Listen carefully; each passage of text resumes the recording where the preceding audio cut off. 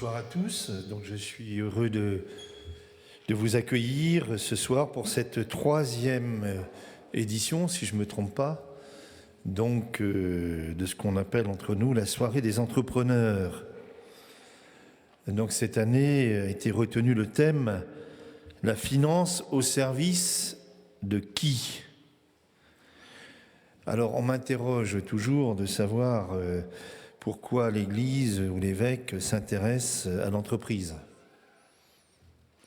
Plus particulièrement à la question des finances. Bon. Et comment peut-elle s'intéresser ou susciter une telle rencontre telle que nous le faisons maintenant depuis quelques années? Alors je me permets, pour répondre à cette question, de reprendre les mots du Concile Vatican II que certains connaissent déjà, mais un passage bien connu, hein, les joies, les peines, les tristesses, les angoisses des hommes de ce temps, des pauvres surtout, et de tous ceux qui souffrent sont aussi les joies, les espoirs, les tristesses, les angoisses des disciples du Christ. Et il n'est rien de vraiment humain qui ne trouve écho dans leur cœur. La communauté des chrétiens se reconnaît donc réellement et intimement solidaire du genre humain et de son histoire. Il n'est vraiment rien d'humain qui ne trouve écho dans son cœur. Alors la question du travail, de l'entreprise, et donc aussi du monde de la finance et de ces questions, vous le savez bien, touche une dimension fondamentale, en réalité, de l'humanité et donc la place de l'argent aussi derrière. Pour le thème de ce soir, est une question centrale. Donc les chrétiens sont donc aussi, ou désirent aussi aborder ces questions, les vivre à la lumière de l'Évangile, et telle qu'elle comprend le mystère de l'homme et de l'humanité. Alors d'autre part, je ne peux pas introduire l'évêque que je suis sans faire référence à l'Évangile et à un propos connu et bien connu du Christ. Je vous le cite, hein. Nul ne peut servir deux maîtres. Où il haïra l'un et aimera l'autre, ou bien il s'attachera à l'un et méprisera l'autre. Vous ne pouvez servir Dieu et l'argent. Que faire avec cela? Et je pense aussi à un commentaire, en tout cas quelque chose que je considère comme un commentaire fait par le bienheureux Brottier, le père Brottier, ça vous dit quelque chose? Constructeur de la missionnaire à Dakar, constructeur de la cathédrale de Dakar, mais aussi aumônier militaire la Première Guerre mondiale, et celui qui a donné toute sa dynamique à ce qu'on appelle les orphelins d'Auteuil. Et il a passé toute sa vie à chercher de l'argent. Toute sa vie, il a passé à chercher de l'argent. Et je peux vous dire qu'il ne se gênait pas. Et il dit ceci, c'est une expression qu'on lui prête en tout cas, l'argent est un bon serviteur, très mauvais maître. Et il me semble qu'il y a en tout cas, pour le chrétien que je suis, une piste, une piste qui peut peut-être éclairer le sujet de ce soir. Donc je suis heureux aussi d'accueillir les intervenants qui ont accepté de nous rejoindre ce soir pour cet échange. Monsieur Pierre de Lauzun et monsieur Édouard Tétrault. Je remercie aussi Philippine de Saint-Pierre, directrice générale de KTO, qui a accepté d'animer la soirée. Donc je vais laisser la parole à ceux qui sont plus compétents que moi. Merci.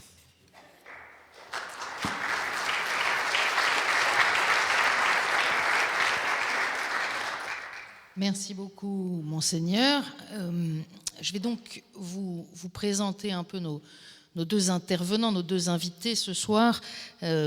Pierre de Lauzun, polytechnicien énarque. Vous avez travaillé au Trésor et puis après, pendant longtemps, dans le secteur privé, à la fois dans la banque et dans l'assurance. Depuis 15 ans, vous êtes directeur général délégué de la Fédération bancaire française et délégué général de l'AMAFI, l'Association française des marchés financiers, qui regroupe des professionnels de la bourse et de la finance. Et puis vous êtes également un auteur qui réfléchit sur ces questions. On peut citer parmi vos ouvrages Finance, un regard chrétien, publié en 2012, et La finance peut-elle être au service de l'homme, chez Desclés de Brouwer. Donc des sujets qui montrent combien vous êtes l'invité idoine pour répondre à notre questionnement ce soir. Et c'est aussi le cas de votre voisin, Édouard Tétrault. Édouard, vous êtes diplômé d'HEC, vous avez 45 ans, vous êtes conseiller en stratégie de dirigeant d'entreprise, chroniqueur aux Échos, essayiste, fondateur et associé gérant de Mediafine. Et vous avez publié 4 ouvrages, dont le dernier, très remarqué, paru chez Stock, Au-delà du mur de l'argent. Vous avez comme conseiller la particularité de prédire, ou en tout cas de prévoir un certain nombre de choses, et sans doute on y reviendra ce soir, puisque vous aviez annoncé le krach d'Internet avant l'an 2000, vous aviez mis en garde sur la situation de la firme Vivendi en 2002, avant qu'elle connaisse les difficultés que l'on sait. Vous aviez également alerté dès 2006 sur la bulle financière qui était en train de monter. Vous avez en commun tous les deux ce soir de dire, mais chacun à votre façon, vous avez aussi des petits points de désaccord, de dire chacun à votre façon qu'au fond nous n'avons pas su tirer réellement les leçons de la crise financière de 2008, à la fois au plan des marchés internationaux, mais aussi du coup dans les conséquences que cette crise a et continue d'avoir très fortement sur les uns et les autres. Alors il y a la finance internationale, il y a notre relation à chacun, à la finance, à notre gestion, à nos placements. On va essayer de brosser un peu un panorama de ces sujets. Je voudrais pour commencer vous demander à chacun, en 5 petites minutes, de nous dire comment vous entendez, qu'est-ce que vous avez en première approche envie de répondre à cette question qui nous est posée ce soir, la finance au service de qui ? Pierre de Lauzun, si vous voulez commencer. Bien évidemment, il y a la différence entre ce qui devrait être et ce qui se passe. C'est-à-dire qu'effectivement, la tendance dans nos sociétés, comme on l'a vu, et les papes l'ont bien dénoncé à plusieurs reprises, c'est une finance auto-centrée. C'est-à-dire qu'il réagit selon ses propres règles, poursuit ses propres objectifs et se déconnecte du reste de la société. Alors qu'évidemment, la nature de la finance, pour faire très très simple, c'est d'un côté d'avoir des masses d'argent disponibles, notamment d'épargne, et de l'autre côté des besoins d'investissement et de réaliser l'interface entre les deux, ce qui suppose d'avoir un regard sur l'avenir. Alors à partir du moment où vous avez un regard sur l'avenir, vous avez une prise de risque, puisque vous ne connaissez pas l'avenir. Et l'avenir n'est pas complètement maîtrisable. Mais un des symptômes de l'évolution malsaine a été le fait que une certaine finance, mais à une époque dominante dans le discours collectif, a prétendu pouvoir maîtriser les risques et l'avenir, notamment par des calculs mathématiques très élaborés, et c'est ce qu'on expliquait avant 2008. Alors on a vu en 2008 que ce n'était pas si maîtrisé et que ça pouvait être risqué, c'est bien évident, mais on n'a pas vu qu'il y avait qu'il y avait une autre question, qui est précisément celle que vous posez, c'est-à-dire pourquoi c'est fait, à quoi ça sert. Alors, la doctrine sociale de l'Église est assez claire là-dessus, notamment dans le compendium de la doctrine sociale, sur le fait qu'elle voit la finance, les marchés financiers, etc., comme des outils. Mais d'une part, ces outils, comme tout outil, peuvent être utilisés bien ou mal, et donc les priorités des personnes importent, les priorités des gens qui sont dans la finance, évidemment, mais aussi les priorités de tout un chacun, parce que tout le monde a de l'argent, d'une certaine manière. Donc tout le monde a une forme d'intégration dans le système financier, d'une manière ou d'une autre. Donc par ce biais-là, il y a une incidence, et puis bien entendu, ça va influencer sur les marchés, et là, il y a une page de Caritas in Veritate, qui est la dernière encyclique de Benoît XVI, qui est remarquable sur l'analyse des marchés, c'est-à-dire qu'il analyse les marchés comme un fait social. En gros, je simplifie, une rencontre de personnes. Le résultat va dépendre des règles du jeu qu'on va donner à ces marchés. Comme dans toute rencontre de personnes, il y a des règles du jeu, comme au football, par exemple. Et deuxièmement, ça va dépendre des priorités. Les marchés ne donneront pas le même résultat selon les priorités. Alors que si vous lisez un manuel d'économie politique, il distinguera clairement les priorités dont il considère que ce n'est pas son domaine du fonctionnement proprement économique. En réalité, les deux sont étroitement liés. Édouard, la finance au service de qui? En fait, je vais plutôt vous répondre par une anecdote. J'ai eu la chance de préparer quelques éléments du voyage du pape François aux États-Unis il y a quelques mois, et en étaient quelques-uns à pousser justement à ce qu'il ait une communication forte sur la finance, sur les dangers de la finance américaine façon Wall Street. On avait l'intuition que, puisque le pape Jean-Paul II avait fait tomber le mur de Berlin, eh bien, peut-être que ce pape, qui n'a pas sa langue dans sa poche et qui connaît les affaires du monde, qui en plus a une doctrine économique très claire, très construite, qu'il avait annoncée dans son exhortation apostolique, Evangelii Gaudium, on s'est dit, peut-être que lui va faire tomber, non pas le mur de l'argent, mais le mur de Wall Street, le mur de cette économie de moins en moins humaine, de plus en plus financiarisée, digitalisée, qui nous échappe de plus en plus, pas seulement à nous, communs des mortels dans l'économie normale, mais aussi aux financiers. Il faut savoir qu'aujourd'hui, 70% des ordres de bourse sont effectués par des robots, des automates. Alors pour faire chic, on appelle ça algorithme, mais la réalité de la chose, c'est que ce sont des robots qui décident pour plus des 2/3 de vos transactions boursières où il est bon de mettre votre argent ou pas. Et on s'est dit, on n'utilise pas le pape, mais on s'est dit, voilà, il faut qu'il aille porter au bon endroit, c'est-à-dire à New York, au cœur de l'Empire, porter la parole de remettre l'être humain au centre de nos économies.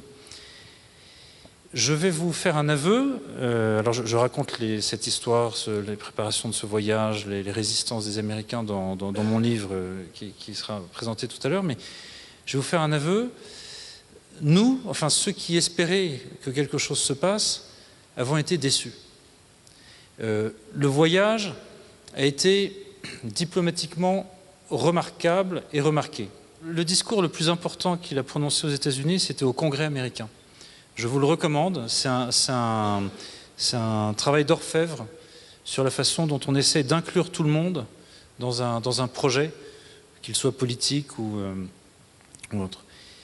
Dans ce discours qu'il avait écrit, travaillé lui-même, enfin on voit sa patte à chaque phrase, il y avait une phrase puissante.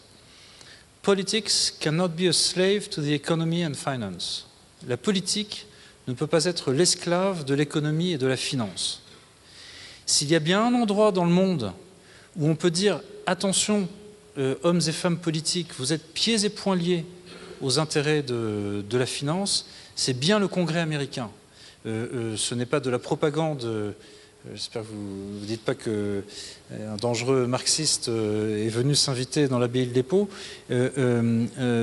C'est documenté. C'est-à-dire, quand vous faites campagne pour être sénateur ou député aux États-Unis, vous devez lever des millions, si ce n'est des dizaines de millions de dollars d'argent pour faire campagne. Cette phrase avait du sens. Cette phrase, nous l'attendions. Il l'a retirée. Le résultat a été très, très positif diplomatiquement. Ça lui a permis d'être beaucoup plus entendu sur une phrase à laquelle les Américains ne s'attendaient pas du tout. Les Américains, objectivement, avaient sorti leur fusil à coing, et parfois même leur fusil M16. Vous verrez dans quelques rencontres que je faisais avant cette visite, on me disait, Édouard, your Pope, votre pape, your Pope is a communist. Édouard, si ce pape argentin veut nous donner des leçons sur la façon de conduire une économie, it will not fly here. Ça va mal se passer ici. Le comité d'accueil était sérieux. Il a réussi à dire une phrase que personne n'attendait. Business is a noble vocation.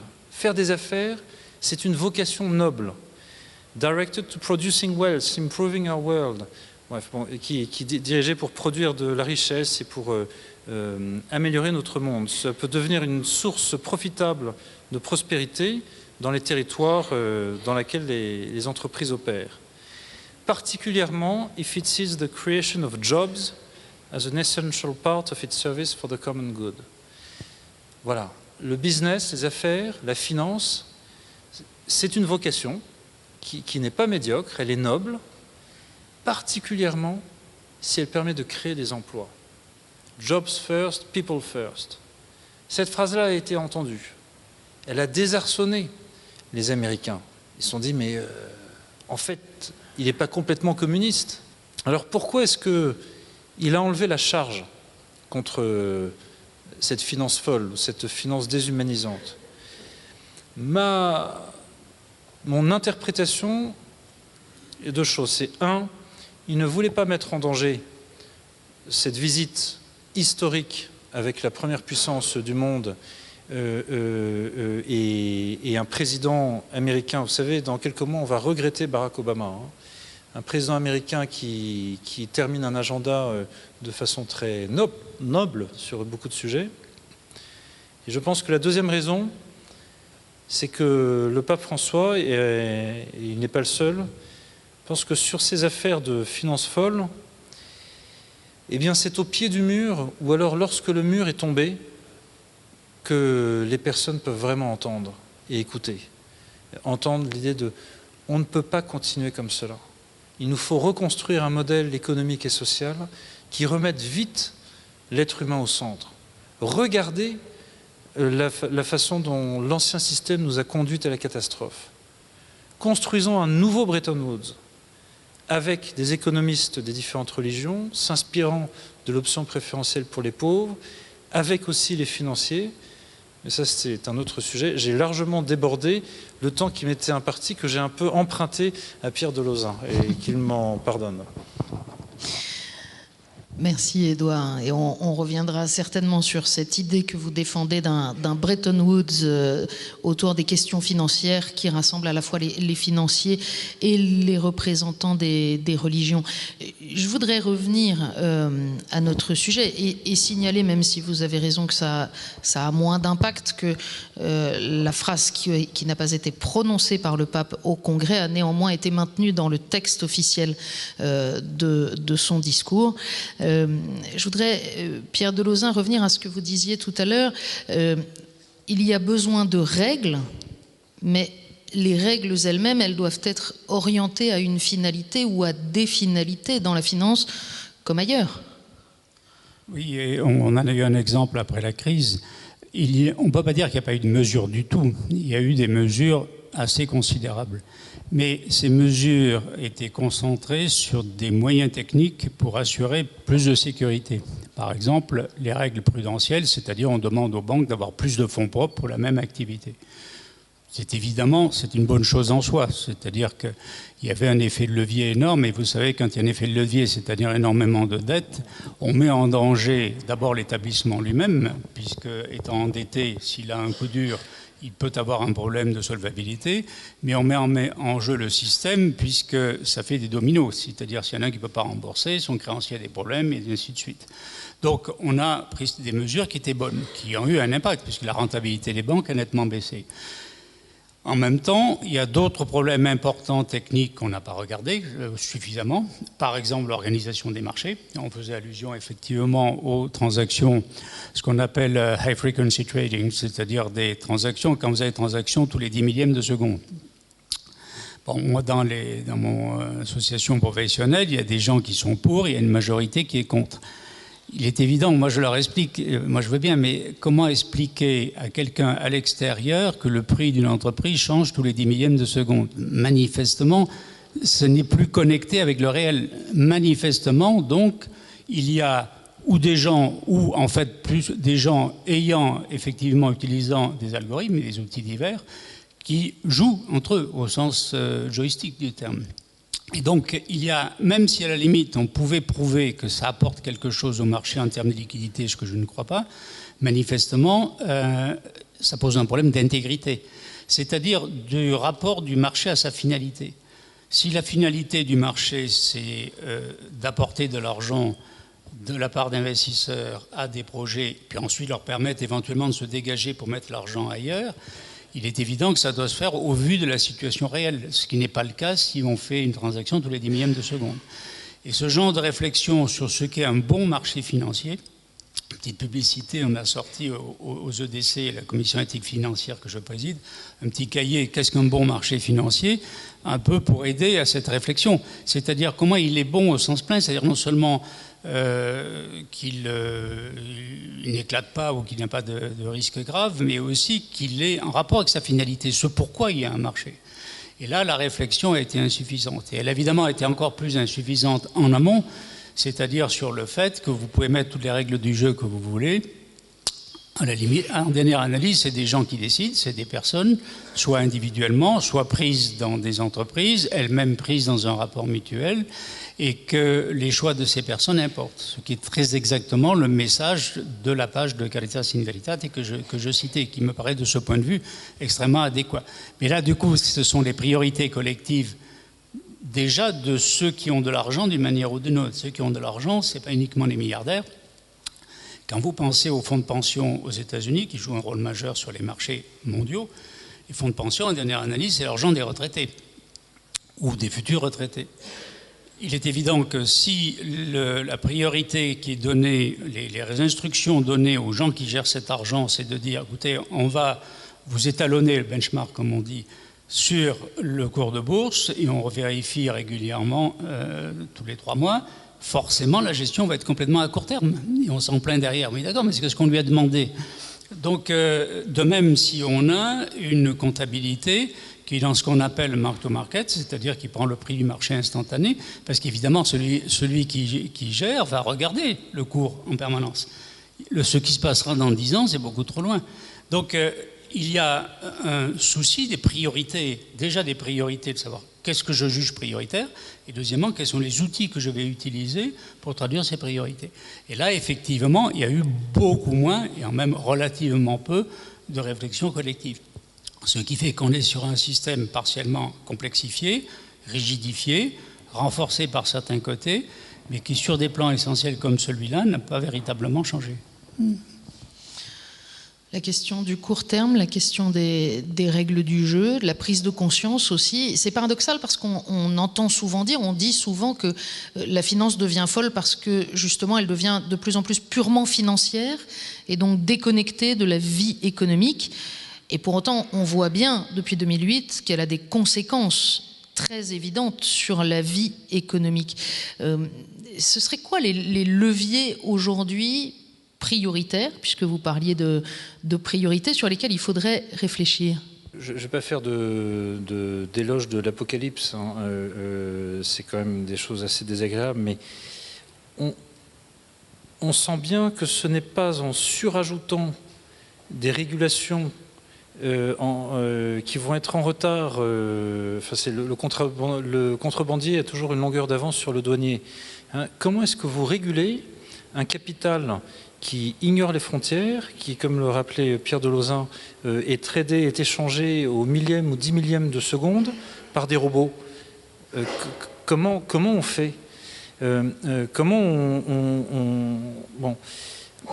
Deuxième point, moi je suis pas...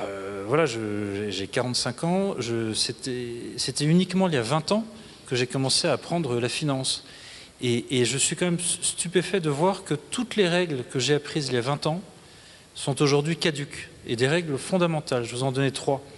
La première, c'est, on m'apprenait toujours dans ma famille ou dans mes cours, l'argent est rare. Donc pour détenir de l'argent, il faut un loyer, et qui s'appelle le taux d'intérêt. Et plus l'argent est rare, plus le taux d'intérêt est élevé. Aujourd'hui, l'argent est surabondant, à tel point qu'un pays comme l'Italie, qui sort tout juste de la récession, qui a un track record en termes de collecte de recettes fiscales quand même moyen, 130% de dette sur PIB, aujourd'hui emprunte à 10 ans à un taux de 1,4%. L'argent est surabondant. L'argent déborde. Non seulement les taux d'intérêt sont faibles, mais ils deviennent nuls, voire négatifs. Et là, je pense qu'on n'a toujours pas mesuré ce que ça signifiait. En fait, ça signifie une chose, c'est qu'on tient pour nulle, voire négative, la valeur du temps qui court sur un capital. Donc ça veut dire quoi? Ça veut dire que votre billet de 100 €, là, votre actif de 100 €, sauf à le placer dans des choses aussi risquées que l'Italie à 10 ans, pour avoir 1%, votre billet de 100 €, mécaniquement, nous savons qu'il vaudra moins avec le temps qui passe. Waouh! C'est une sacrée dynamique, ça, de dire, attendez, la richesse d'aujourd'hui, en fait, nous disons collectivement, société humaine, sphère financière, que cette richesse va peser moins demain et après-demain. Ça, c'est le premier point. La deuxième chose, j'apprenais, parce qu'on est sur les règles, et tu me demandais les leviers. J'apprenais alors c'était une ritournelle chez mes pères jésuites, qui parfois étaient profs d'éco, c'était il n'est de richesse que d'hommes. Voilà. Dans une entreprise, dans une économie, la vraie richesse, ce sont les hommes. Jean Baudin. Donc on investit dans les hommes, ce sont les hommes qui apportent la créativité, qui apportent la... Aujourd'hui, la nouvelle économie est absolument géniale, crée des fortunes en quelques mois, crée de vrais services, mais cette nouvelle économie est en train de mettre les êtres humains de côté. D'après Oxford, 2 chercheurs à Oxford, 47% des emplois existants aujourd'hui aux États-Unis sont numérisables à moyen terme. Voilà, la moitié. Donc, on peut, et en plus Pierre Delozin sera beaucoup plus qualifié que moi, on peut avoir un débat sur les nouvelles normes, les nouvelles règles, et je pense qu'on sera d'accord pour dire qu'il y a eu des progrès qui ont été faits à la marge, notamment sur les paradis fiscaux, la Suisse, notamment sur des réglementations bancaires particulières. Mais fondamentalement, c'est le cœur de la matrice. Ce sont nos règles fondamentales qui doivent être revisitées. Et malheureusement, je l'ai vu et j'ai eu cet espoir en 2008-2009, les seuls moments où on écoute et on agit, c'est quand la crise a eu lieu. Or, ce sera un débat qu'on pourra avoir, je ne conçois pas une seconde que nous puissions continuer à avoir une économie mondiale qui marche avec des taux d'intérêt négatifs ou nuls, avec les plus grandes monnaies du monde, dollars, mais aussi yens, euros, qui font partir la planche à billets de façon véloce. C'est quelque chose qui n'est pas tenable dans la durée. Le vrai rendez-vous, c'est préparer les règles pour le moment où la crise arrive. Pierre Delozin, je vous voyais réagir pendant que Édouard parlait des taux d'intérêt. C'est vrai qu'en ce moment, une des expressions qu'on entend peut-être le plus souvent, c'est de dire « l'argent ne vaut plus rien ». On est dans une situation qui est vraiment nouvelle et on ne le sait pas, mais ça fait quand même un certain temps. C'est depuis que M. Nixon a décroché le dollar de l'or. Bon, en certaine mesure, il mettait en rapport la réalité avec la théorie, mais quand même, on avait tous dans l'idée d'une monnaie qui est une chose qui a un certain degré d'objectivité. Tout le monde a le souvenir du métal. Alors, le métal a des avantages et des inconvénients, mais le métal, évidemment, est objectif. On ne le fabrique pas comme ça. Et puis après, on a greffé des choses sur le métal, le papier, et ainsi de suite, et les comptes en banque. Et jusqu'à ce qu'à partir de cette date-là, donc il y a 40 ans, ça s'est déconnecté. Mais les banques centrales avaient gardé un certain nombre de règles, notamment de priorité et lutte contre l'inflation, qu'elles traduisaient en évitant le gonflement excessif de la masse monétaire. Après la crise de 2008, d'abord en l'expliquant par le besoin du moment, c'est-à-dire de mettre de la liquidité au sens littéral, c'est comme mettre de l'huile dans les roulages, je veux dire. Personne n'a discuté ce besoin immédiat. Mais ça continue depuis. C'est-à-dire que nous sommes dans une situation de perfusion, ce qu'on appelle les mesures non conventionnelles. Non conventionnelles, c'est une expression anglaise, ça veut dire tout simplement qui sont parfaitement contraires à ce qui était la règle autrefois, ce que vous expliquez. Donc on est sur une monnaie qui est particulièrement artificielle, et notamment, là alors pour le coup, ce n'est pas la partie privée du système financier ou les marchés, c'est la partie publique, c'est les banques centrales. Pour des raisons en partie justifiées, si je vois par exemple Mme Yellen aux États-Unis, aimerait remonter les taux, puis dès qu'elle commence à toucher au château de cartes, il y a un tas de gens qui sont en difficulté. Pourquoi? Parce que le château de cartes, c'est les dettes. On a une économie beaucoup plus endettée qu'elle ne l'était encore avant 2008. Il y a eu un certain désendettement de partie non négligeable du secteur privé et un gigantesque endettement public.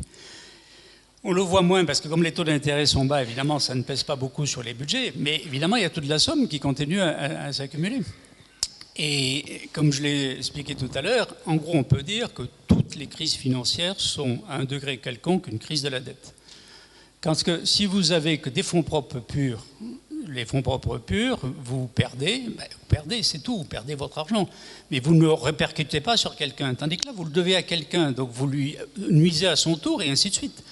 Et c'est le château de cartes qu'on a vu en 2008. Donc ils ont injecté beaucoup d'argent, donc ils ont empêché cette chose-là de tomber. Et comme on a continué à accumuler, on a un risque important. Et donc, quand on le voit que la Fed n'arrive pas à remonter les taux d'intérêt parce qu'elle voit bien qu'elle va ficher en l'air un château de cartes, notamment d'ailleurs dans les pays émergents, on voit bien qu'on a laissé filer un certain nombre de principes tout à fait essentiels. Et donc, qu'est-ce qu'il faut faire? Il y a un principe fondamental, c'est réduire les dettes. Alors là, je vais être carrément provocateur. Moi, je considère que l'essentiel de la dette publique n'est pas normal, ne devrait pas exister. On s'endette parce qu'on veut financer un investissement et cet investissement vous permet de rembourser votre dette. Or, l'essentiel de la dette publique, c'est les dépenses courantes. Quand on en arrive au degré de perversion français où on finance le déficit de l'assurance maladie à crédit, c'est-à-dire les soins de l'année sont reportés sur les générations futures, en supposant que ça soit payé. Si ce n'est pas payé, on vole quelqu'un. Mais si c'est payé par les générations futures. C'est totalement aberrant. Donc le gros de la dette publique, je mets à part les situations de guerre, n'est pas justifié. Il est justifié d'avoir une dette si vous avez des autoroutes avec un péage qui rembourse la dette, mais c'est tout. On a cru ça énormément. Donc on s'est mis en risque. Et du coup, la Banque centrale, qui avait pris l'habitude de pervertir avec leur envoi de drogue, augmente les doses de drogue parce que sinon le public se met à hurler. Oui, j'abonde, je voulais juste rajouter un chiffre. C'est McKinsey qui a estimé le stock des dettes publiques et privées dans le monde en 2008 et aujourd'hui. Et en fait, ce stock aurait augmenté de 75 000 milliards de dollars. Et comme dit, c'est-à-dire c'est le PIB de la Terre. Et comme dit Pierre Delauzin, c'est quelque chose qui a été indolore parce que en même temps qu'on augmentait les endettements, on baissait la pression pour nous, puisque la charge de la dette est moins forte quand vous avez un taux à 1 plutôt qu'à 4,5. Mais le moment où la confiance s'en va, voilà, enfin, je souscris à chaque mot. Alors, sur la dette publique, on vous a bien entendu. Reste qu'on ne voit pas très bien les uns et les autres comment est-ce qu'on pourrait directement agir sur la dette publique. Il n'est même pas certain que les alternances électorales y changent véritablement quelque chose si l'on en croit l'expérience de ces 40 dernières années. C'est le problème du fonctionnement du système démocratique. Parce que dans le fond, pourquoi on s'est endetté? Alors, d'un côté, on a mis en place des techniques d'accès à l'argent beaucoup plus faciles. Quand vous aviez des grands emprunts, le ministre était obligé d'aller s'expliquer à la presse ou à la télévision à l'époque, et il était obligé d'expliquer qu'il avait un besoin et que c'était embêtant. Tandis que là, c'est au fil de l'eau. Donc personne ne le voit, ça se fait tout seul. Mais surtout, ça veut dire qu'on n'a pas su arbitrer entre les priorités. Parce que si vous vous endettez, si vous avez un déficit, si vous avez un déficit, c'est que vous dépensez plus que les impôts ne rapportent, ça veut dire que vous avez décidé clairement ou de ne pas réduire les dépenses, ou de ne pas augmenter les impôts, ou les deux à la fois. Mais le moyen de fonctionnement normal, c'est de faire l'un des deux, ou les deux ensemble. Or, on ne l'a pas fait. Ça veut dire qu'on n'a pas de consensus suffisant, ou de capacité à décider suffisant, sauf dans quelques exceptions. L'Allemagne est un bon exemple, pour éviter ces déficits. On ne sait pas choisir collectivement. Et il y avait une espèce de désespoir sur le fonctionnement de la démocratie implicite dans votre question. C'est que la réponse normale, ça devrait être le bulletin de vote. C'est-à-dire que si on leur dit, attendez, non, vous réduisez dans un délai raisonnable, mais vous le faites. Alors théoriquement, on l'affiche, mais en fait, on ne le tient pas. Ça fait des années. Il ne faut pas oublier qu'on est sous le régime du traité de Maastricht. On devrait être à 3% maximum de déficit. Légalement, puisque c'est dans un traité qu'on a signé qui s'applique. On s'en fiche. Alors si on en revient du coup au secteur privé, il y a une espèce de facilité aussi à se mettre à peu près tous d'accord sur l'idée que finalement ce monde de la finance est très vilain, est un monde d'avidité, de spéculateurs qui jouent avec l'argent et qui sont responsables de tout cela. C'est aussi une opinion qui a déteint sur le secteur bancaire assez généralement. Les banquiers sont un peu assez largement mal aimés dans la population aujourd'hui. Est-ce qu'il y a une responsabilité des acteurs de ce secteur, les acteurs de la banque et des marchés financiers, et est-ce que eux ont le moyen d'agir ou de faire évoluer les choses? Il y a une responsabilité éminente, sauf à se dire que l'idée même d'éthique, de responsabilité est un truc vraiment qui est bon pour les pingouins, quoi. Enfin, mais prenez les montants des bonus des banques d'affaires de la City aujourd'hui, ils sont 20% supérieurs au sommet, là où ils étaient avant la crise de 2008. On est à peu près dans les mêmes équivalences pour les États-Unis. Prenez les 25, et hélas, il y a des banques françaises dans le lot. Prenez les 25 premières banques mondiales aujourd'hui. Elles ont toutes été condamnées, ou en tout cas poursuivies en justice pour des toutes petites choses, hein. Du blanchiment d'argent pour des cartels de drogue mexicains, financer des juntes militaires sanguinaires en Afrique de l'Est, tromperie sur les clients, les subprimes, etc. Toutes ont payé à 5 milliards près, j'ai le bon chiffre, depuis 2008, ont payé 160 milliards de dollars en amende sur le thème. Ok, on paye, mais s'il vous plaît, merci de nous laisser continuer à jouer parce que c'est vraiment un bon métier. Ça a défrayé un peu la chronique des journaux. Ils ont Morgan Stanley, JP Morgan, BNP Paribas, HSBC, etc. Parce que ce sont de beaux noms, hein. C'est pas du vulgum pecus. Elles ont toutes payé leurs amendes. Et qu'est-ce qu'elles ont dit? Même pas mal. Tellement le niveau de leurs résultats aujourd'hui est élevé. Donc, alors il y a deux choses. Il y a le côté... c'est les banquiers et les politiques. Moi, je me souviens, j'étais à New York pendant la crise. Quand la crise arrive, Barack Obama, d'ailleurs, s'est fait élire un peu grâce à la crise. Il dit, oh là là, Wall Street needs adult supervision. Wall Street a besoin d'un contrôle parental. Et il avait des discours durs, fermes sur les millionaires and billionaires de Wall Street. Et on se disait, il va agir. Et rien n'a été fait. Il y avait un seul bonhomme qui était prêt à aller loin, c'était le grand Paul Volcker, enfin le grand dans tous les sens du terme, il fait 2 mètres, hein, je crois. C'est grâce à lui que les États-Unis ont arrêté leur période d'inflation. C'est lui qui disait notamment, depuis 20 ans, la seule invention intéressante et positive dans la finance, c'est la ATM, c'est la machine à distribuer des billets de banque, sinon le reste... Et lui, il avait une idée toute simple, que j'ai reprise pour l'Institut Montaigne, qu'un économiste et père jésuite, Gaël Giraud, a reprise aussi, qui est on aime tellement la banque qu'on la coupe en deux. Enfin, on fait le Glass-Steagall Act, version 21e siècle. C'est-à-dire on met d'un côté, trop simpliste, la bonne banque, mais c'est-à-dire la banque qui finance l'économie, les entreprises. Et nous, pour l'Institut Montaigne, on faisait même des propositions de taux d'imposition bonifiés. Et en revanche, l'autre, la banque spéculative, dite d'investissement, mais qui est en fait de trading, là, on l'a surtaxée, et puis surtout, on l'a séparée. Vous voulez prendre des risques, allez-y, mais sans profiter du bilan confortable qui est apporté par vous, par votre épargne, et sans profiter de la garantie implicite de l'État qui est derrière vous.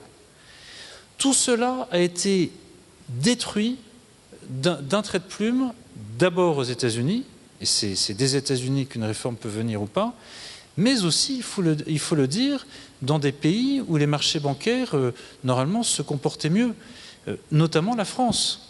Je pense que vous allez tous en souvenir, s'il y a des abonnés comme moi à Paris Match, dans la gestion de la crise de 2008, cette photo nocturne à Bercy, où vous avez Madame Christine Lagarde, ministre de l'économie et des finances, qui ne se fait pas conseiller, mais prend sous la dictée les instructions de Michel Pébroux, président de BNP Paribas, sur la façon de faire ou de ne pas faire les réformes.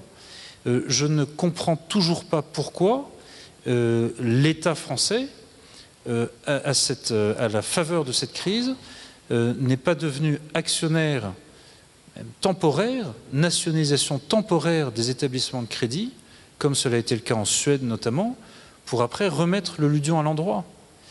Et ça, il y a une double responsabilité. Il y a la cupidité d'une partie de la profession bancaire, il faut dire les choses, cupidité ou manque d'éthique, de responsabilité, et puis il y a la faiblesse coupable des politiques. Moi, cette photo, pour moi, elle dit tout. Pierre de Lauzun, il y a une bonne banque et une mauvaise banque? Oui, alors je ne souscris pas à la division. La bonne banque, c'est la banque commerciale de réseau, et la méchante, c'est la banque de marché. Ça, absolument pas. Pour deux raisons. La première, c'est que les deux activités sont utiles. La deuxième, c'est que les deux activités peuvent devenir dangereuses ou mauvaises. Alors, dangereuse, on ne le voit pas parce que la banque du coin, on ne l'imagine pas. Moi, il se trouve que, ayant vécu pas mal de crises, il se trouve que j'en ai eu plus que la moyenne.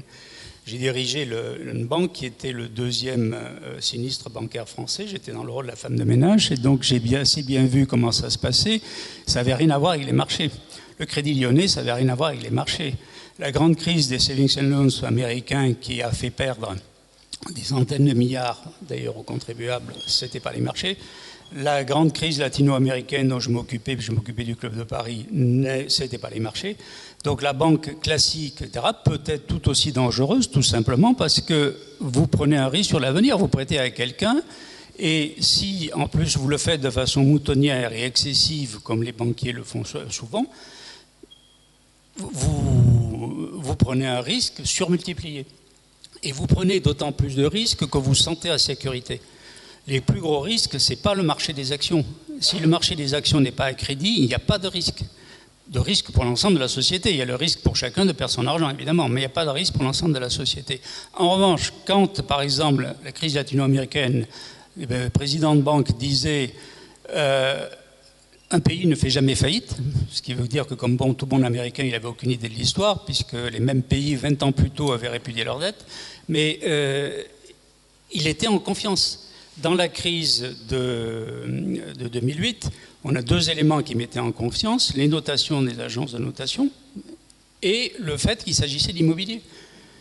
L'immobilier, même psychologiquement, sécurise. Autrement dit, il faut savoir dans ces métiers-là qu'il y a intrinsèquement une possibilité de risque et que ça l'est sur tous les métiers. Et donc, c'est tous ces métiers qui doivent faire l'objet d'un examen particulier parce que tous peuvent devenir risqués d'une manière ou d'une autre. Mais vouloir se priver d'une activité de marché alors que par ailleurs, tout le monde sait que dans l'économie de demain, le rôle des marchés financiers ne sera pas moins important, mais plus important, c'est dommage. Et non pas pour les laisser faire n'importe quoi, c'est pour regarder pour que ça se fasse le mieux possible. Mais il faut en avoir. Et donc il faut en avoir en France, bien évidemment. Simplement, il faut le faire bien, dans tous les sens du mot bien, y compris avec un souci moral. Alors, sur les personnes qui travaillent, je veux dire, le gros qui travaille dans le secteur sont des braves gens, tout à fait honnêtes, et qui font un travail dont ils savent qu'il est utile. Mais je pense qu'il y a un besoin de réflexion et d'exigence éthique qui doit aller plus loin. Mais je dirais, c'est plus aigu peut-être dans la finance, non pas parce que les gens sont nécessairement plus pervers, mais parce que ça a des conséquences sociales beaucoup plus grandes. Mais on est dans une société qui, de façon générale, est quand même, les papes le répètent assez, une société relativiste. Si vous n'avez pas de valeurs communes claires et si chacun défend essentiellement le droit de faire ce qu'il veut sous réserve du droit équivalent du voisin, quel est l'arbitrage commun entre tous les gens? Mais il n'y en a plus qu'un, ce qui est neutre, l'argent. Et quand les évangiles dénoncent l'argent, je pense, parce que l'argent est en quelque sorte l'indice synthétique de toutes les tentations qui nous détournent de l'essentiel, c'est-à-dire du Seigneur, en dernière analyse, et plus concrètement du visage que prend le Seigneur pour nous, c'est-à-dire les autres. Et vous pouvez avoir la tentation A de tel plaisir, la tentation B de tel autre, etc. Mais celui qui réunit tout ça potentiellement, parce qu'il permet de les acheter, c'est l'argent. C'est pour ça qu'il a son potentiel de danger. C'est-à-dire qu'en lui-même, c'est un outil, mais cet outil qui est synthétique peut devenir dangereux parce qu'il résume tout. Il résume toutes les tentations. Et donc, c'est toute la société, en un sens, qui a à faire cet essor. Ce n'est pas pour dédouaner les financiers qui en ont plus pour des raisons évidentes. Mais c'est tout le monde qui doit le faire. Dans une certaine mesure, la finance reflète aussi les valeurs collectives de la société. Du coup, le constat que nous entendons de votre part à tous deux depuis le départ est tout de même, pardonnez-moi, assez déprimant. Et comment est-ce qu'on pourrait renverser la question? C'est-à-dire, comment est-ce qu'on pourrait se dire ce soir, est-ce qu'il y a des choses possibles à faire pour que la finance, dans ses différentes expressions, dans ses différents usages, retourne au service du bien commun?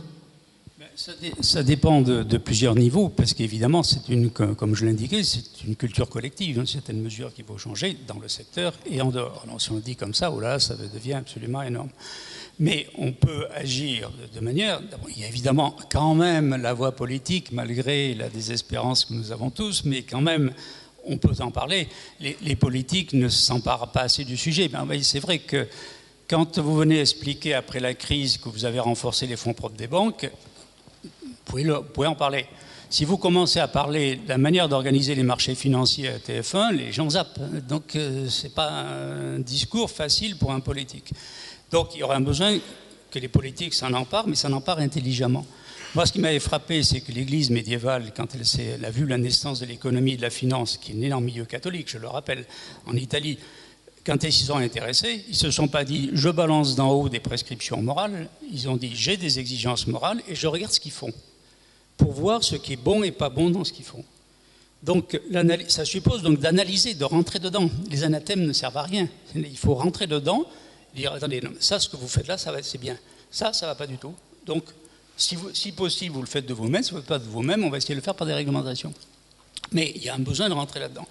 Et il y a un besoin de la part des citoyens, alors on va dire les citoyens face à tous ces mastodontes, etc. Oui et non, parce que les citoyens, ils ont de l'argent et cet argent, il va à quelque part.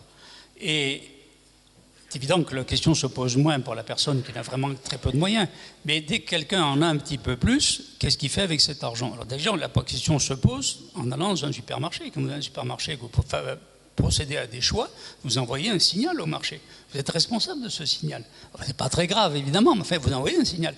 Et quand vous investissez, c'est pareil. Vous envoyez un signal. Alors évidemment, s'il n'y a pas beaucoup de monde, ça n'enverra pas un signal très fort, mais plus il y en aura, plus ça sera possible. Enfin, je pense que c'est un domaine dont il faut s'emparer, notamment au niveau chrétien, c'est de savoir quels instruments peuvent se développer progressivement pour envoyer ces signaux-là. Dans une certaine mesure, on l'a déjà avec l'investissement socialement responsable, qui est partiellement limité et même partiellement hypocrite, mais qui fondamentalement a une grande vertu, c'est que les gens ont admis qu'il y avait certaines exigences. Par exemple, l'environnement. Même un hypocrite est obligé de faire attention d'une manière ou d'une autre. Et quelqu'un qui gère une entreprise, il est sensible à son cours de bourse, on le lui reproche assez, mais du coup, ça a une influence, ce qui s'y passe. Et s'il savait qu'il y a suffisamment de monde qui pense ceci ou cela, ça jouerait. Mais ça joue aussi au niveau, par exemple, du rapport entre plusieurs investissements. Moi, je prétends, alors les gens généralement sautent sur leur chaise, qu'il est bien plus vertueux d'investir dans des actions que d'investir dans des titres de dette. Et certainement beaucoup plus vertueux d'investir dans des actions que dans un livret A. Alors tout le monde est tout à fait étonné. Ben oui, le livret A, c'est un dispositif qui est très justifié à très court terme, etc. Mais si vous voulez faire un vrai investissement et que vous avez de l'argent long, investir en actions est un dispositif où vous êtes solidaire de l'entreprise. Vous n'êtes pas en position de créancier, où vous pouvez réclamer votre créance au tribunal et vous ne perdez que s'il fait vraiment faillite. Vous êtes beaucoup plus en position solidaire. Alors bien entendu, c'est un instrument qui est et qui est utilisé mal par énormément de gens. Ça, c'est autre chose. Ça ne veut pas dire que l'instrument soit mauvais. En soi, c'est un bien. Et d'ailleurs, je reviens à ma favorite, l'Église médiévale, a toujours estimé qu'il n'y a aucun problème moral à investir en actions, au contraire. Le pape Pie XI, en XV anno, expliquait qu'on appliquait une très grande vertu qui est celle de magnificence, en utilisant de l'argent que l'on a, si on en a beaucoup, pour des grands projets, et notamment des grandes entreprises, et notamment qui créent des emplois. Le même discours que le pape François. Mais c'est évidemment en investissant avec des actions et en prenant le risque correspondant. Donc, il y a à ce niveau-là une possibilité d'action qui existe, qui n'est pas gigantesque, mais après tout, ce qui est demandé à chacun d'entre nous, c'est pas prendre en charge la planète dans sa totalité, ça n'a aucun sens. C'est de voir ce que l'on peut faire là où on est, ce qui est fondamental. Alors évidemment, ceux qui en ont plus ont une responsabilité plus grande. Je remercie Pierre de Lauzun d'avoir non seulement pondéré et puis corrigé certains de mes excès. Comme ancien salarié du Crédit Lyonnais, je vois bien ce qu'il dit. Me souviens, enfin, vous avez encore en écho le slogan publicitaire de Crédit Lyonnais, le pouvoir de dire oui. Et donc effectivement, une banque commerciale n'a pas besoin d'avoir une banque d'investissement pour faire faillite. Et il y a des pans de la banque d'investissement qui sont non seulement intéressants, mais vitaux pour nos économies. Cela étant, on voit que des banques d'investissement, lorsqu'elles sont adossées au bilan d'une banque commerciale et détenant indirectement de façon implicite la garantie de l'État, deviennent trop en confiance et sont amenés à prendre des risques, à avoir des comportements extrêmement dangereux. Sur comment la finance peut aider au bien commun, moi je voulais évoquer 3 pistes. La première, c'est la philanthropie. Et là-dessus, on a de sacrées leçons, nous Européens et particulièrement nous Français, à prendre des Américains. Je vous recommande d'aller sur un site qui s'appelle Giving Pledge. Giving Pledge, c'est le défi qu'ont lancé Warren Buffett et Bill Gates. Je crois que c'est Buffett qui a démarré en disant, écoute, chiche que on réunit tous nos amis milliardaires et on fait un club, ceux qui s'engagent à donner au moins la moitié de leur fortune, de leur vivant ou à leur mort. Aujourd'hui, ils sont à peu près 200. Ce qui est intéressant, c'est chacun dit pourquoi il donne la moitié de sa fortune, de son vivant, etc. Il y a des testimonials. C'est intéressant de voir les nationalités aussi. Les Américains sont représentés de façon écrasante, il y a un peu de Moyen-Orient, il n'y a pas un Français. Pas un Français. Alors on a beau après dire oui mais c'est beaucoup plus intéressant fiscalement pour les Américains, que dalle. Enfin pardon, mais c'est les 2 tiers d'exonération fiscale, l'ISF, ce sont des systèmes tout à fait équivalents. Culturellement, nous avons un sujet vraiment et quand je dis nous, c'est nous Français, à voir avec la philanthropie. La philanthropie, ce que je trouve intéressant, c'est qu'en plus c'est une valeur montante fortement dans la nouvelle économie. Deuxième point, eh ben, la finance va être très utile pour redessiner l'économie que nous espérons. Imaginez que, je ne sais pas si on est 500 aujourd'hui, mais on pourrait l'être. Imaginez que dans cette salle, il y ait les 500 premiers investisseurs mondiaux, gérants d'actifs mondiaux. Eh bien, ces 500 personnes gèrent ensemble, allouent ensemble un capital équivalent au PIB de la Terre, 70 000 milliards de dollars. C'est-à-dire chaque année, elles investissent l'équivalent du PIB de la Terre dans des actions, des obligations. Si vous réussissez à convaincre ces 500 personnes que, eh bien, il est préférable d'investir, il est obligatoire ou plutôt préférable d'investir dans des entreprises qui n'utilisent pas de paradis fiscaux, dans des entreprises qui ne font pas travailler des enfants, ou dont les fournisseurs ne font pas travailler des enfants, d'investir dans des obligations d'État qui ne pratiquent pas la peine de mort. Ça va tout sauter du côté des États-Unis et de la Chine, mais etc., etc. Eh bien, vous voyez, moi je crois que la finance, avec la conscience humaine, a ceci en commun de traverser les frontières, d'aller à la vitesse de la lumière et d'être extrêmement impactante. Si on réussit à faire une vraie finance éthique, qui ne soit pas un oxymore, mais efficace, on y arrivera. Le troisième point, il est un peu technique, et je ne veux pas le... Mais je vous recommande de regarder de près ce qui est en train de se passer sur la technologie qui est derrière le Bitcoin. Vous savez, la monnaie virtuelle, une technologie qui s'appelle le blockchain. Concrètement, c'est une monnaie électronique où vous n'avez plus besoin de tiers de confiance. Cette monnaie, est-ce qu'elle est bonne? parce que dans son histoire, dans son parcours, dans son code, le tiers de confiance est déjà inclus. Vous pouvez utiliser cette monnaie parce que voilà les transactions qu'elle a opérées. Je ne vais pas plus loin, mais vous allez voir, au fur et à mesure que nos monnaies actuelles, euros, dollars, qu'on a un doute sur leur signification, vous allez voir se développer assez naturellement entre communautés géographiques. Il y a une expérience qui est tentée dans votre département voisin, la Mayenne, ou communauté de valeurs, personne, écoutez, nous partageons les mêmes valeurs et nous voulons commencer à échanger entre nous. Vous allez voir se multiplier ce type d'initiative. Eh bien moi je crois beaucoup au potentiel de ces nouvelles monnaies qui vont venir probablement réirriguer un système économique que l'on a du mal à faire repartir. Vous évoquiez, Monsieur de Lauzun, le fait que la monnaie n'est plus appuyée sur un métal précieux et le stock dont on en dispose, mais par surcroît, aujourd'hui, la plupart du temps, la transaction elle est immatérielle. Alors c'est déjà vrai évidemment sur les marchés financiers, mais même dans notre quotidien, nous le voyons de plus en plus, on a de moins en moins à physiquement toucher de l'argent, et ça va sans doute c'est un phénomène qui continue de se déployer. Est-ce que ça change aussi notre perception de sa réalité et de ce que nous engageons dans une transaction? Ça change plusieurs choses, et notamment d'abord la création de monnaie, comme je le citais, mais ça change aussi une chose extrêmement simple et tout bête, c'est que si vous échangez des billets avec quelqu'un, que vous achetiez un objet ou que vous le donniez à un malheureux dans la rue, personne ne voit ce que vous faites, sauf à mettre des caméras. Tandis que les transactions électroniques, tout est enregistrable. Je dirais même tout est enregistré d'une manière ou d'une autre. Donc il y a une accumulation de données qui se fait là sur les personnes qui est colossale. Alors elle se fait par d'autres moyens aussi, ça peut se faire par Facebook, par tout ce que vous voulez, mais ça se fait notamment par ce moyen-là. Et une société qui utilise ce genre de moyens, je pense qu'il est inéluctable qu'on les utilise, mais du coup s'expose à des risques bien plus grands que les sociétés anciennes. Les sociétés anciennes, il faut mesurer, la capacité d'autonomie des personnes était infiniment plus grande qu'elle ne l'est aujourd'hui, parce qu'ils n'avaient besoin de rien.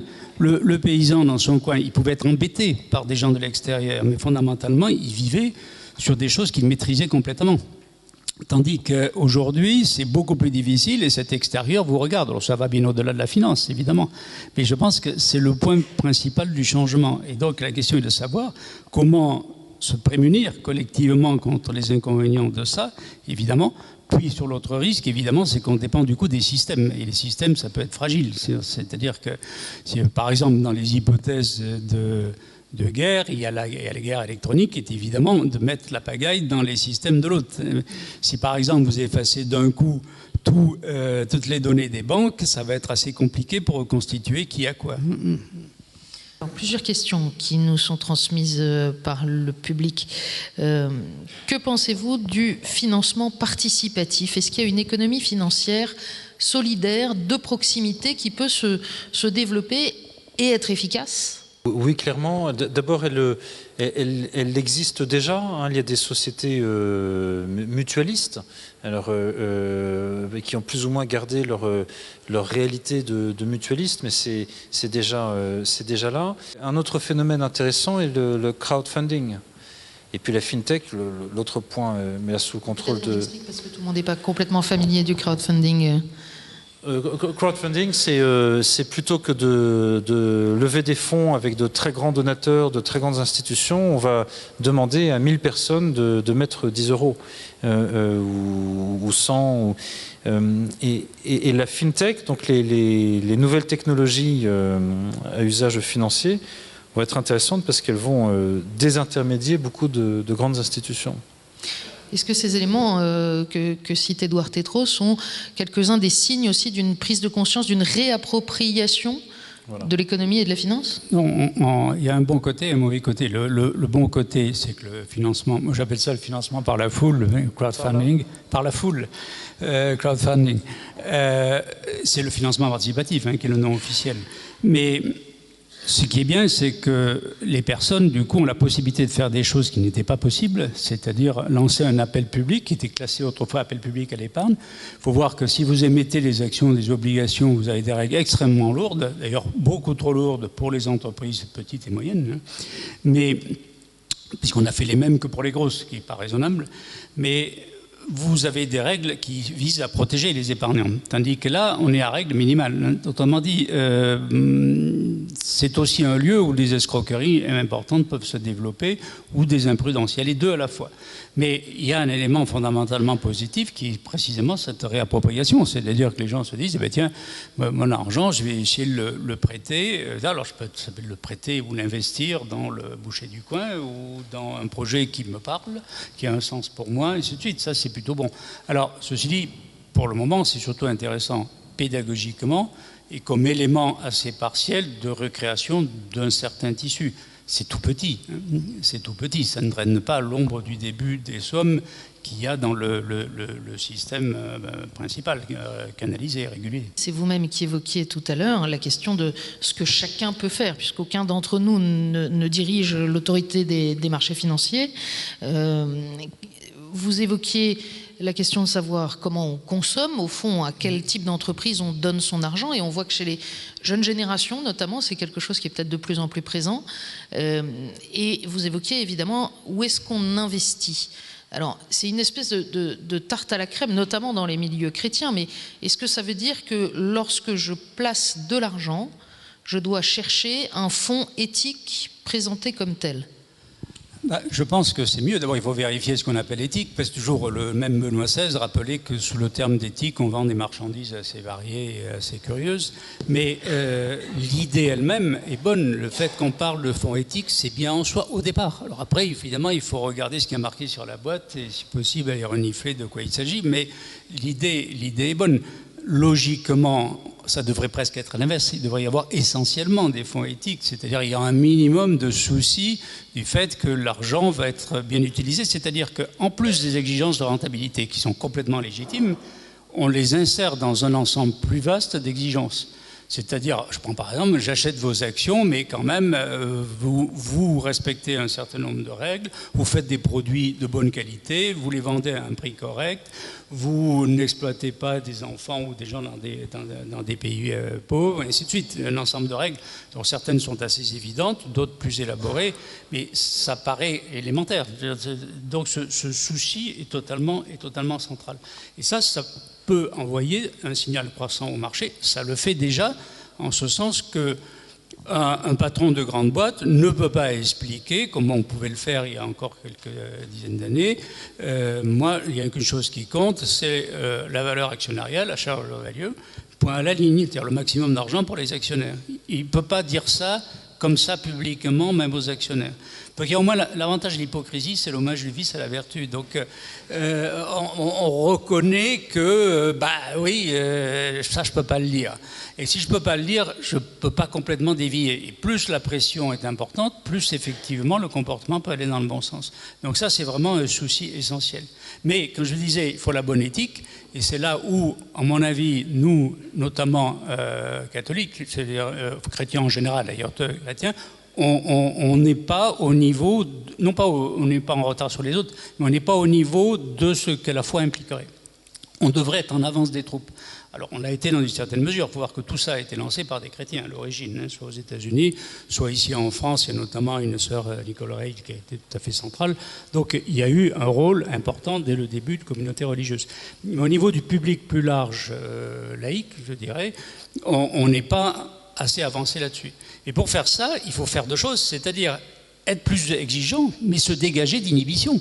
C'est-à-dire que croire qu'investir dans les actions, oulala, c'est du capitalisme, c'est affreux. Alors là, on est complètement à côté de la plaque. C'est le contraire, il faut s'en emparer. Proposer trois anecdotes sur la finance éthique, enfin des choses vécues. Alors la première, c'est il se trouve le gérant d'un des grands fonds d'investissement, fonds de pension américains qui s'appelle Federated à New York. Voilà, comme on organisait des diverses choses autour du voyage du pape, il nous était un peu redevable, il nous disait très bien, qu'est-ce que je peux faire, qu'est-ce que je peux...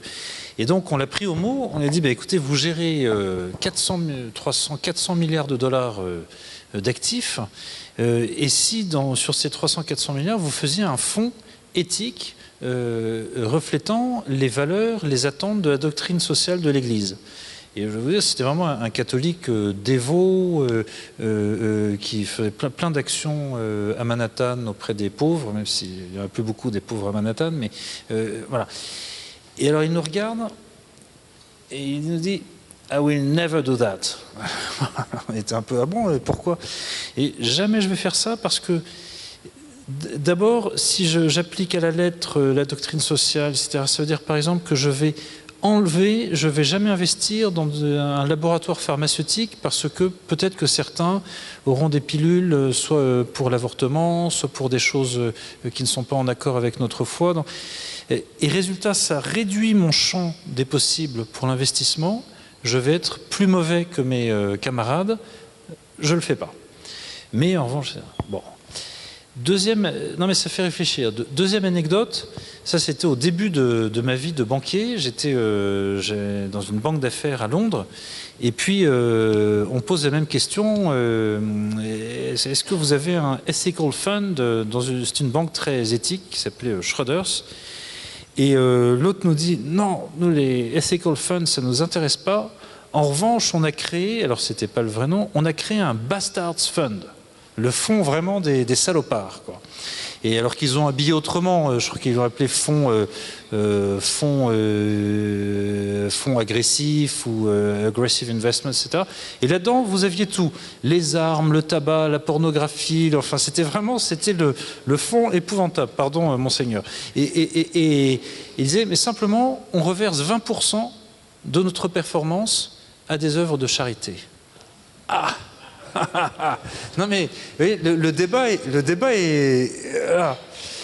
Alors pour sortir de cette quadrature du cercle, et j'espère que votre vice-présidente du conseil général de la Sarthe, Véronique Rivron, ici présente, ne m'en voudra pas. Je vais faire la publicité de ses voisins en Mayenne.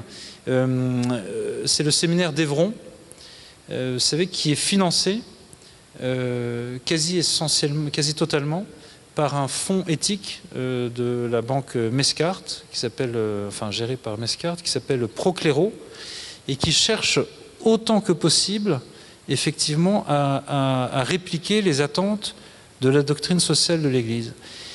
Une façon de faire pour éviter soit les hypocrisies, on investit chez la pornographie et puis on reverse ou alors on limite le champ des possibles, c'est d'avoir une approche où on va investir de préférence, surpondérer des actions d'entreprises qui sont conformes, etc. Voilà.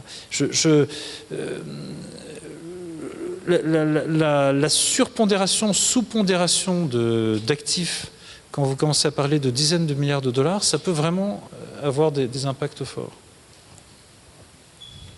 Oui, juste un petit commentaire. Moi, j'avais connu un fonds analogue aux États-Unis qui s'appelait le Vice Fund, c'est-à-dire le fonds du vice.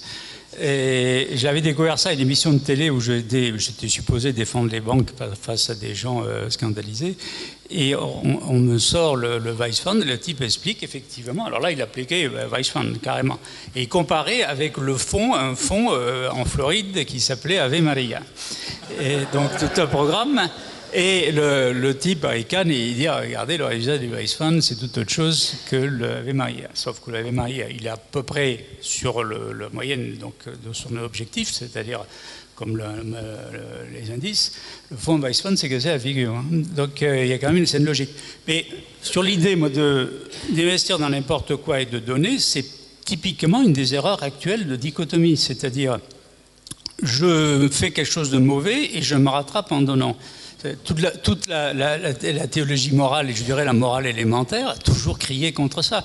Et dans le cas des marchés, notamment, parce que ce faisant, on envoie un mauvais signal.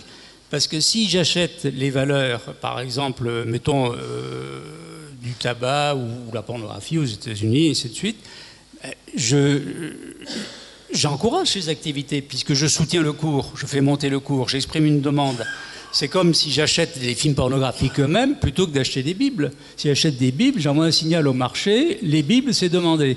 Si je mets les films en question, j'envoie le signal opposé au marché. Et donc c'est pareil pour les actions.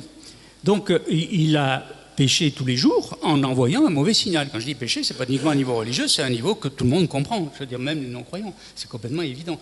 Donc il y a une responsabilité par rapport au marché lui-même, pas simplement par rapport après à l'usage de l'argent. Ceci dit, en revanche, ce qui me paraît évident, c'est que ça peut pas être un effort d'analyse éthique peut pas être individuel principalement, parce que ça dépasse complètement les forces de la plupart des gens, même professionnels. C'est quelque chose qui doit être fait collectivement avec un minimum de moyens. D'où l'intérêt d'avoir la gestion collective de cette manière. Et moi, ce qui me semblerait utile, c'est qu'il y ait carrément, sinon une agence de notation, mais une agence d'analyse, d'entreprise et d'investissement inspirée par la doctrine sociale. Vous êtes tous les deux des experts de la finance, des marchés financiers. Édouard Tétrault, vous le disiez au début, votre vision, c'est qu'il faut aujourd'hui, pour redéfinir, solidifier les règles de fonctionnement, il faut une alliance des experts, des praticiens et des religions. Ah oui, alors ça c'est la fin de mon livre, et c'est ce qui fait que je vais à Boston tout ce mois quasiment. C'est que je suis resté sur mon idée de réunir les gérants, les grands investisseurs qui peuvent vraiment modeler l'économie, la société mondiale selon la façon dont ils investissent. Et à quelle source de conscience où vont-ils être alimentés?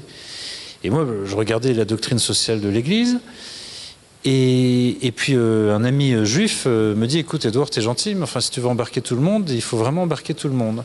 J'ai commencé à regarder les propositions des autres religions et la façon dont elles perçoivent l'argent dans l'économie, le fonctionnement d'une société. Et en fait, c'est assez fascinant. Il y a bien sûr des différences très fondamentales.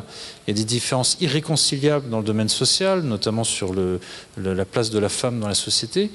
Mais quand il s'agit d'argent, il y a une convergence étonnante. C'est tuer le veau d'or avant qu'il ne vous tue. C'est attention, vous êtes en face, et je trouve que Pierre l'a exprimé parfaitement, c'est-à-dire c'est la synthèse de tout ce qui échappe au Seigneur. Enfin, attention, vous avez une force qui est difficilement maîtrisable, qui peut vous mettre en esclavage. Et tous, alors ça va du bouddhisme. Le bouddhisme, on a moqué le bonheur national brut, vous savez, du Bhoutan. N'empêche que essaie de faire Stiglitz sur la redéfinition d'un PIB, incluant des valeurs d'avoir des valeurs d'être plus que d'avoir, on est là-dessus. Le judaïsme, on dira le judaïsme c'est l'accumulation de biens. Oui, le judaïsme c'est aussi Lévitique chapitre 25, c'est le jubilé. Et ça c'est très important, on parlait de dette tout à l'heure. De la même façon que l'homme doit se reposer un jour sur 7, il faut, chapitre 25, c'est Moïse descend et il a reçu ses instructions de Dieu, donc c'est sérieux. Et tous les 7 ans, vous faites reposer la terre, sinon elle s'épuise. Et tous les 7 fois 7 ans, tous les 49 ans, parce que l'homme est homme, au bout de 49 ans, si on laisse se faire les choses, les positions créditrices deviennent telles d'un côté, que les créditeurs sont tellement puissants, et les débiteurs tellement impuissants à rembourser, qu'ils tombent en esclavage. Quand vous ne pouviez plus payer vos dettes, vous allez en prison. Et bien tous les 49 ans, on remet les dettes, on libère. Et il y a des choses, alors je parle de quelqu'un qui s'est occupé du club de Paris, donc je vais vite me taire, mais il y a des choses à revisiter là-dessus, pour notre monde aujourd'hui surendetté. L'islam, dans la finance islamique, vous avez l'aumône obligatoire, l'interdiction de la spéculation. C'est une des raisons pour lesquelles les fonds, notamment souverains du Moyen-Orient, ont été beaucoup moins touchés que d'autres par la crise des subprimes. Parce que quand ils voyaient arriver les banquiers de Goldman Sachs avec des CDO, enfin des titrisations d'endettement, ils disaient non merci. Et donc mon idée à Boston, c'est effectivement de faire se réunir ces économistes pour dire, voyons, qu'avons-nous à mettre en commun de concret, et voilà, sur quel, non pas petit dénominateur commun, mais sur quel cadre pourrions-nous nous entendre? Et cela, je pense, aurait une certaine force vis-à-vis des gérants. Pierre de Lauzun, vous vouliez réagir? Oui, je suis d'accord sur la communauté de réaction face à l'argent, dans la mesure où, du moins une partie de communauté de réaction, parce que si vous mettez l'accent sur l'importance de ce que vous appelez spiritualité, qui peut être variée, mais enfin qui évidemment est un point commun aux religions, vous avez ce problème de l'argent qui vous devez traiter la question de l'argent.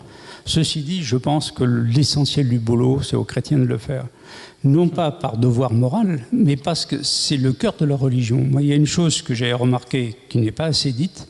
Quand vous prenez les évangiles, une partie très élevée des paraboles prend des sujets économiques et utilise des réalités économiques pour traduire des réalités spirituelles. Il y a par exemple un arbitrage financier qui est visiblement recommandé, c'est celui qui achète un champ dont il sait qu'il y a un trésor, il a une information privilégiée, il sait qu'il y a le trésor, mais ce n'est pas incorporé dans le prix, parce que sinon l'opération n'aura aucun sens. Donc il sait que ça vaut en termes réels beaucoup plus cher parce qu'il a cette information-là, donc il fait un arbitrage. Bon, naturellement, c'est pas pour dire aux gens faites des arbitrages financiers, c'est après pour introduire un facteur infini qui est la vie éternelle. Et donc de dire, attendez, on fait le même raisonnement que vous faites, et on voit bien qu'ils considèrent que tout le monde comprend le raisonnement. L'économie, c'est la vie de tous les jours de tout le monde. Je le comprends pour dire, attendez, maintenant j'introduis un facteur infini, donc vous voyez, ça vaut la peine d'abandonner des choses limitées que le voleur, la rouille, etc. peuvent attaquer avec ce facteur infini. Et il y en a des dizaines comme ça. Ça nous apparaît complètement évident. C'est la seule religion qui fait ça. Aucun texte religieux ne fait ça, et je dirais même plus, l'Ancien Testament ne le fait pas, il parle d'économie bien sûr, en fait il parle de richesse, comme ça, il ne fait pas des raisonnements économiques. Même le reste du Nouveau Testament ne le fait pas, il n'y a que Jésus qui fait ça. Bon, mais ça va être une constante. Pourquoi au Moyen-Âge, les théologiens en question ont développé toute cette réflexion sur l'économie, la finance et autres qu'ils voyaient renaître sous leurs yeux? Parce que aussi, ça était en consonance avec ce qu'ils disaient dans les évangiles. Et avec le souci chrétien qui est simultanément de dire « je suis une religion incarnée, donc cette action dans la matière est bonne, la matière n'est pas mauvaise, comme dans les religions de l'Inde, ou illusoire plus exactement, elle est bonne, en ce sens qu'elle est une création de Dieu, mais il y a quelque chose d'infini qui est au-dessus et qui toujours doit avoir le pas lorsque, d'une manière ou d'une autre, l'un et l'autre s'emboîtent et qu'il faut faire un choix. Et il y a toujours les deux. C'est pour ça que vous avez eu toujours un courant assez critique dénonçant la richesse, ou l'attraction de la richesse, et en même temps une élaboration doctrinale incomparablement plus développée qu'ailleurs. Donc il n'y a pas d'équivalent à la doctrine sociale de l'Église. Et donc, ça ne veut pas dire qu'il faut dormir sur ses lauriers, parce qu'à mon avis, dans le domaine financier, elle est insuffisante. Hein, mais il n'y a pas assez. Mais manifestement, on a une vocation dans ce domaine-là. Une vocation forte, parce que c'est une religion incarnée. C'est une religion qui croit à un infini absolu, qui est un amour infini, et en même temps, qui croit à son incarnation dans la matière.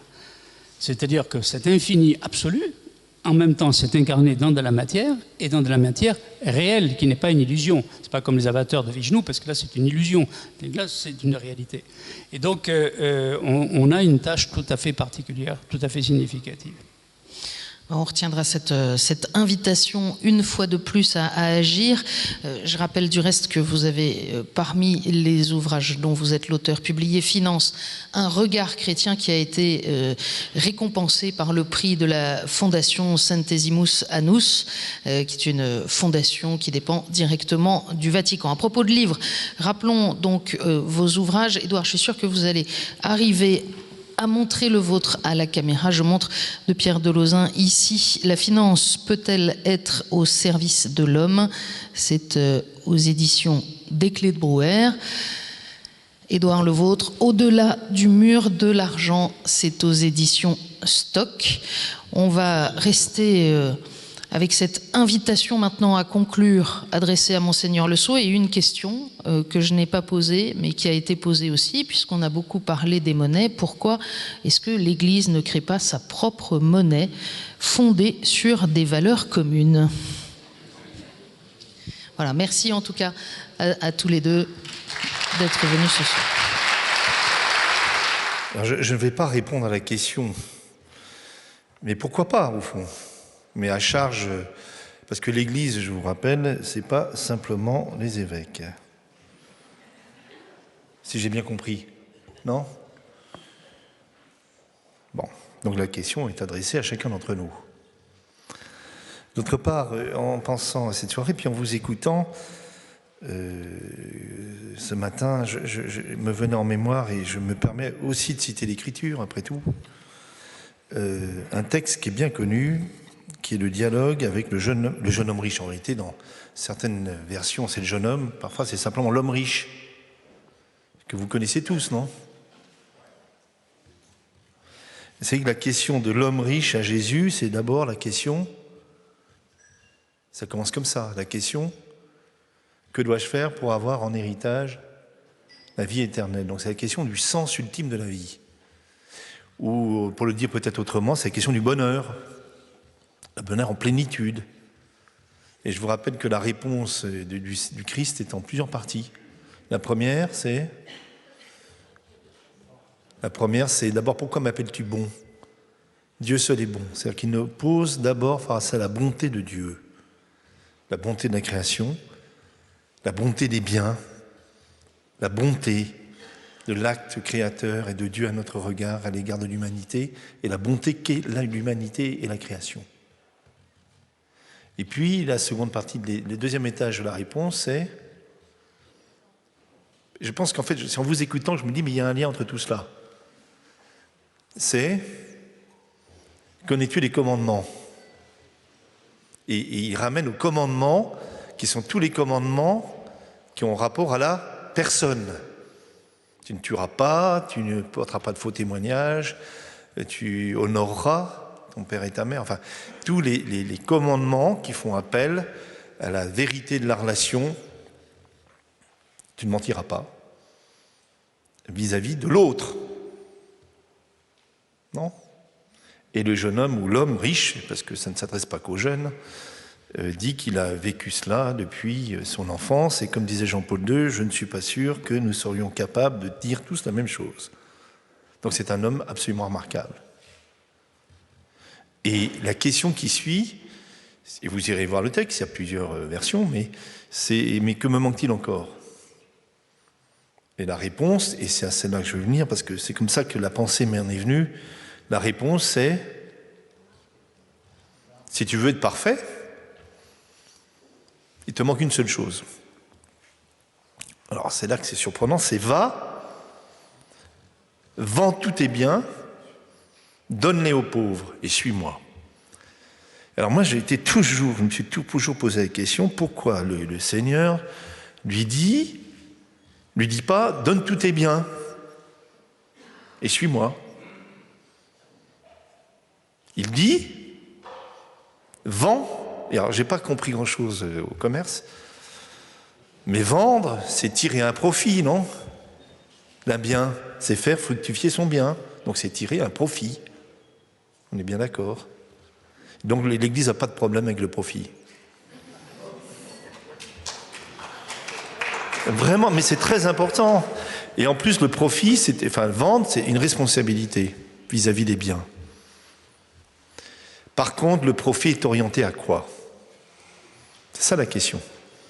Le profit, c'est pour simplement m'auto-alimenter jusqu'à en mourir, ou, vous voyez bien, la question des pauvres. Et le pape François qui revient sans cesse sur la question des pauvres me paraît important. Enfin, il me semble, je ne suis pas très compétent, mais qu'il y a quelque chose là à retenir, si je puis me permettre. au terme de ces échanges.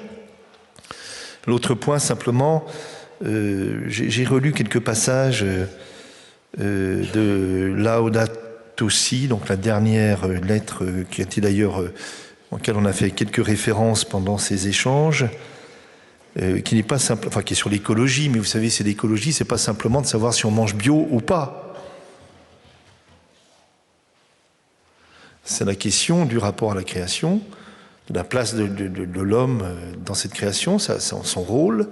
Et je vous rappelle que le titre de cette encyclique, c'est, pour être précis, c'est « Loué sois-tu », donc Laudato Si, sur la sauvegarde de la maison commune. La maison commune qui nous est confiée. Et je ne vais pas rentrer dans tous les détails, mais j'ai été très impressionné par quelques passages quand même qui rejoignent un peu vos analyses, avec parfois quelque chose d'inquiétant quand même. Quand il dit qu'on n'a pas su tirer...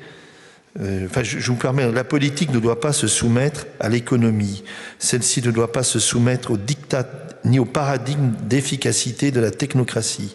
Aujourd'hui, en pensant au bien commun, nous avons impérieusement le besoin que la politique et l'économie, en dialogue, se mettent résolument au service de la vie, spécialement de la vie humaine, sauver les banques à tout prix en faisant payer le prix à la population sans la ferme décision de revoir et de reformer le système dans son ensemble, réaffirme une emprise absolue des finances qui n'a pas d'avenir et qui ne pourra seulement générer que de nouvelles crises.